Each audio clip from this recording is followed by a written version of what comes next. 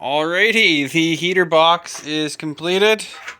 As you can see, it's painted bright red or cock red, as it says here. Painted that color because we have a bunch of free paint. Oh, get some in there. Missed a little spot.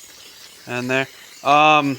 It's because we have a bunch of free paint and I got to use it up at some point, and this will be under a dash so you won't see it. So using old ass cans of paint are great for this type of stuff, because I need something to just stop the corrosion from happening or getting that smell of rust in the airbox and then having it pump through the car, or yeah, just having it rust out.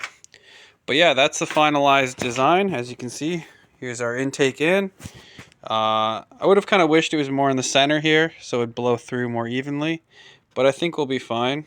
So yeah, it's going to blow through here and then come out of our little turrets here. So we got 5 ports, probably 2 for defrost, maybe 3 for 3 points, and then another 2 for your feet. If I have anything left over, or I have so much power to the blower that I can tee it off, maybe we'll go to the OEM dash vents, but the Camaro doesn't have much for dash venting. I mean, there's not a whole lot going on in a Camaro dash. But yeah, there it is. We'll install it in a little bit. There's one mount. There's the other mount. Bolts the little dash bar. And yeah, I'll show you when we get to that. Alright, the heater core is installed. We have all our ports there. 3 rib mounts and a couple brackets, and it was good to go. 1 up there, 2 there, 1 to stop this, 1 to stop that.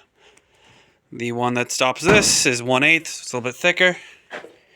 And then we have our ports right there for our heater core. Easy to get to, lots of room. One's got to come from here, and the other one I believe comes from the center, or it comes from the front on the crossover pipe. Can't remember.